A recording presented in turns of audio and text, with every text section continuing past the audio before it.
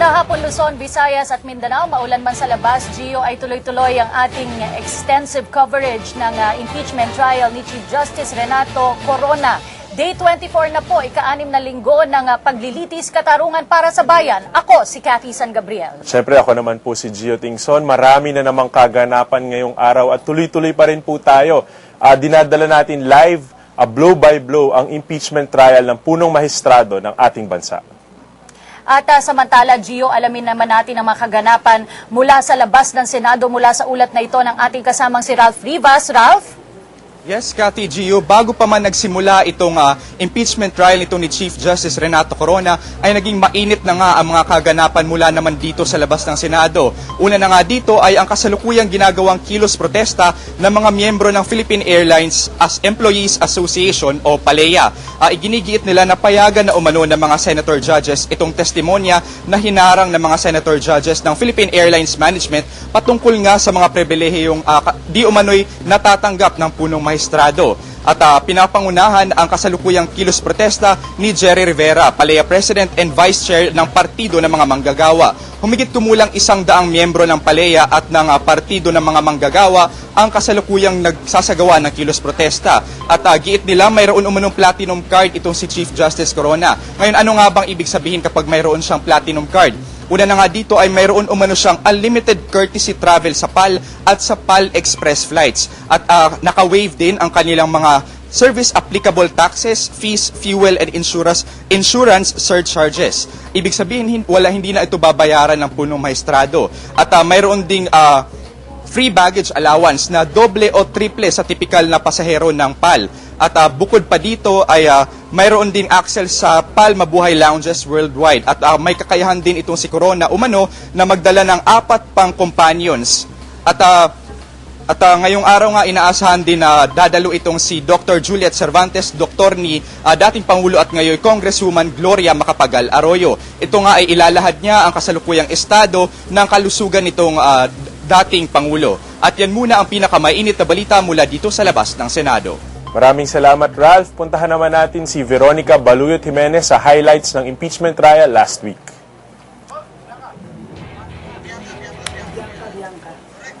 Puntahan natin si Bianca Piedad para sa highlights. Sa ika-6 na linggo ng impeachment trial, ipinagpatuloy ng impeachment court ang pagdinig sa bank accounts ni Chief Justice Renato Corona. Nauna rito pinagpasyan sa caucus ng Senado kung tatanggapin na ebidensya ang mga bank records na ipinasubpina sa korte nang dahil sa umunoy pekeng dokumento. Tumistigo naman muli si Philippine Savings Bank President Pascual Garcia III at Katipunan Branch Manager Annabel Tiongson. Nilinaw kay Tiongson ang tungkol sa pagbisita ni Representative George Banal at pagtatanong nito kaugnay sa specimen card ng account ni Corona. Pinuri naman ni Senator Judge Miriam Defensor Santiago ang pagtanggi ni Tiongson na i-disclose ang maselang impormasyon ng bangko alinsunod sa itinatakda ng bank secrecy law. Hindi naman maipaliwanag ng malinaw ni Garcia ang paglilipat ng mga bank documents ni Corona mula Katipunan Branch hanggang sa Central Bank at Anti-Money Laundering Council Joint Audit. Sinabi pa ni Garcia na may 6 na joint accounts sa ilalim ng pangalan ng mag-asawang Renato at Cristina Corona. Lumabas naman na may 42 pagkakaibang orihinal na signature card ni Corona sa kopya nito. Binasa naman ni Senator Judge Vicente Soto III ang sulat mula sa mga maestradong nakatanggap ng subpina na nagtanong kung kailan sila maaaring humarap sa korte. Tinalakay naman ni Senator Judge Santiago ng sumunod na araw ang tungkol sa umunoy leaked documents na hawak ng prosekusyon. Ipinaalala naman ng depensa ang tungkol sa Rule 70 ng impeachment court sa pagsasabing maaaring mauwi ang kapangyarihang magtanong ng mga senator judges sa mistrial. Siniguro naman ni Presiding Judge Juan Ponce Enrile na pag-uusapan nila ito sa caucus at nangako magkakaroon ng makatarungang paglilitis ang punong maestrado. Humarap naman ang magsisilbing kinatawan ni Bank of the Philippine Islands Ayala Branch Manager Leonora Dizon na si Assistant Manager Mara Arcilia para sa impeachment court. Ibinigay lang ni Arcilia ang mga dokumento na ipinadala sa kanya ng korte dahil hindi pumayag ang korte na gawing testigo ng prosekusyon si Arcilia at gamitin na ebidensya ang mga isinumite nito. Iprinisenta din ng prosekusyon ang Article 3 for impeachment na patungkol naman sa umunoy pabago-bagong desisyon ni Corona sa ilang mga kaso. Iniharap na testigo dito ng prosekusyon si Philippine Airlines Vice President for Sales Enrique Javier. Pero hindi pumayag dito ang korte dahil pinapalawig na daw ng prosekusyon ng Article 3, maliban na lang daw kung babaguhin ng prosekusyon ang saklaw nito. Ipinaliwanag naman ni Senador Santiago ang koneksyon ng Due Process at Equal Protection Clause ng Konstitusyon sa pagtanggi ng korte na pakinggan ang testimonya ni PAL Vice President Enrique Javier. Dahil dito, pinili na lamang ng prosekusyon na talakayin ng Article 7 for impeachment o ang pagtalikod di umano ni Corona sa tiwala ng publiko nang inisyo nito ang Temporary Restraining Order pabor sa paglabas ng bansa ni dating Pangulong Gloria Arroyo. Humarap na testigo ng prosekusyon sa Article 7 si Justice Secretary Leila de Lima. Sinabi ni de Lima na hindi sila makapag-issue ng whole departure order noon kay Arroyo dahil sa TRO na inilabas ng Supreme Court. Umikot pa rin ang testimonya ni de Lima sa TRO, HDO at watch list orders na may kinalaman sa dating Pangulo. Sa huling araw ng ika-6 na linggo, tinalakay ni de Lima ang dissenting opinions ni na Associate Justices Antonio Carpio at Maria Lourdes Sereno hinggil sa nabanggit na TRO. Kinwestiyon naman ng mga senator judges ang pagsuway ng DOJ sa mismong ginawang patakaran nito sa pag-i-issue ng HDO at WLO. Itinanggi naman ng kalihim na may halong personal na interes sa politika ang paggamit nila ng HDO. Bago nagtapos ang pagdinig, ipinag-utos ng presiding judge na bumalik sa susunod na sesyon ang mga testigong hindi nakapagbigay testimonya. Para sa People's Television, Bianca Piedad. Ganap ang dengue, mag-abakada, Aksyon Barangay kontra dengue. Hanapin at linisin sa tahanan at bakuran ang maaaring pamugaran ng lamok. Butasan ang mga lumang gulong o lagyan ng lupa. Takpan ang mga drum at timba. Palitan ang tubig ng klorera 2 beses sa 1 linggo. Alisin ang tubig sa paminggalan. Linisin ang mga lulod. Itapon ang mga bagay na maaaring pangitlugan ng lamok. Magpatingin sa health center kung may lagnat na ng 2 araw. Gawing dengue-free ang inyong barangay. Mag-Aksyon Barangay kontra dengue. Isang paalala mula sa inyong DOH.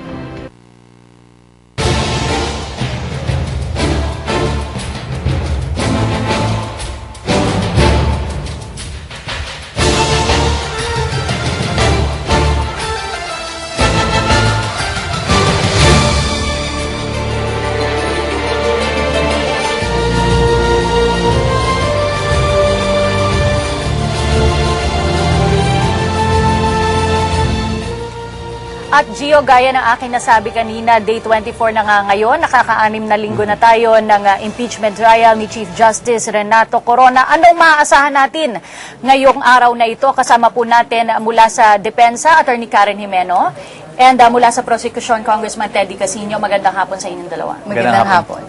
Okay, at Congressman Casino, ano pong maaasahan ng taong bayan sa ipepresenta ngayon ng prosecution? Well, sa pagkakaalam ko ho, 2 malaking usapin ngayon. First, yung decision ng Senate Impeachment Court tungkol doon sa subpoena, no, kay Justice Sereno. And once ma-resolve yan, ang alam ko nakahanda ang prosecution na mag-present ng evidence, ng testimony ng doktor ni former President Arroyo to testify on ano ba talaga yung katotohanan doon sa sinasabing dahilan kung bakit humingi ng TRO sa Supreme Court. So I think these are the two main issues that will crop up today. Pero Congressman, nasabi ni Secretary de Lima last week na si Secretary Ona ang nag-validate na the former president was healthy. Papatawag rin po ba si Secretary Ona to testify?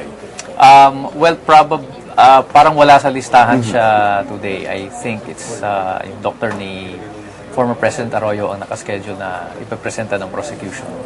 Attorney Jimeno, noong pong Thursday ay nag-move ang depensa na i-strike out ang buong testimonya ni Secretary de Lima sa dahilan na ito umano ay hearsay. At nag-rule naman si Senate President Juan Ponce Enrile na the testimony will be allowed only on the basis of what she read about the dissenting opinion. Ano po ang reaksyon ng depensa tungkol dito? Well, siguro ang naiba kasi dito, kung ano yung nangyayari sa regular proceedings, kadalasan, pagka meron kang hearsay evidence or testimonya na hearsay, kailangan i-strike yan from the records. Yung buong testimonya, kasi nga hearsay, para hindi na maguluhan yung mga judges pagka kailangan na reviewin yung records pag magdedesisyon na sila.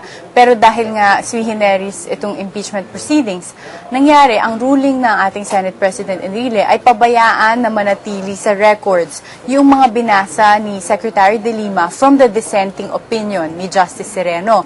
Pero ang isang pinaliwanag din ni Senate President Enrile, kung tungkol dun sa issue na kung totoo ba o mali yung mga nakasulat doon sa kanyang dissenting opinion at kung totoo ba na sa ayon sa kanyang sinulat na merong sinabi na ganito o ganyan, na na-impluensyahan si ganito o si ganyan, hindi ito pwedeng gamitin para doon sa mga ganung bagay. So, dahil nga sinabi niya, hearsay ito. So, ganun yung nagkaiba dito na hearsay pa din, pero pinayagang manatili sa records. Yun lang na iba from regular proceedings. Congressman Casino, ito po ay isang maliit na victory para sa prosecution, itong naging ruling na ito ng Senate President.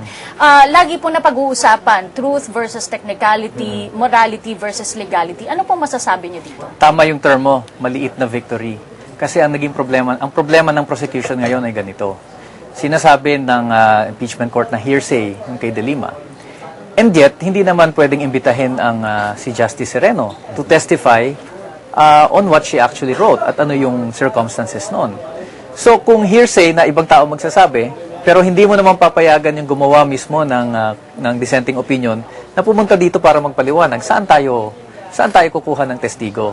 And worse than that, naglabas ang Supreme Court ng last February 14 ng isang resolution prohibiting not only Justice Sereno and all the justices, but practically lahat ng empleyado ng Supreme Court na mag-testify on what they call the decisional and deliberative processes in the court. Ibig sabihin, yung aming aligasyon ngayon na minaniobra ni Chief Justice Corona yung proseso sa Korte Suprema para ilabas prematurely yung TRO for GMA at para ipalabas na effective na yung pala hindi pa, mahihirapan ng patunayan ng prosecution dahil sinasabi ng Korte Suprema, hindi pwedeng mag-testify yung mga involved at hindi pwedeng ibigay yung mga dokumentong involved. So, where does that leave the prosecution? This is a very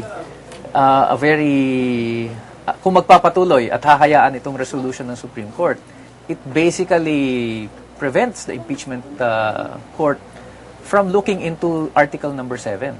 So, I understand the prosecution natin nag-file na ng motion for reconsideration sa Supreme Court on that resolution. At the same time, this afternoon sa hearing, isa ito sa mga issues na ilalabas ng prosecution at hihingin nila, I think, sa impeachment court na manindigan kaugnay dito. Attorney Karen, balikan natin yung nasabi niyo doon sa motions to strike out. May mga ibang senator judges na nagsabi na lumabas na itong impormasyon na to. And I can't deny the fact na lumabas na siya. Will you file motions for them to inhibit or other motions na ma-exclude sila sa ganitong, sa pag-deliberate? Do you mean yung to inhibit senator The judges? senator Hindi naman. Well, we have confidence na as senator judges, they will exercise yung proper discretion na pagka-hearsay nga, yung gusto nilang patunayan kung ano yung mga nangyari just based on her reading what's in the dissenting opinion and based on her interpretation of it, hindi pwedeng gawing basihan ito. And I think merong mga ibang senator judges na nagsabi rin na hindi nila ito gagawing basihan para sabihin na totoo na ganito ang nangyari kasi nga binasa niya ito at ang problema dito ibang levels na yun yung on the part of Justice Sereno, ito yung kanyang pananaw na hindi necessarily tayo sigurado kung ganun ba talaga ang nangyari dahil meron siyang sariling pananaw, di ba? Na pwedeng maaring maiba doon sa talaga nangyari. Tapos, paabutin mo sa punto na ang testigo mo rin, binabasa lang yung sunulat ng ibang tao. So, it can really be very, very far kung ano talaga dun sa nangyari doon sa deliberations. And siguro, I'll address din yung point ni Congressman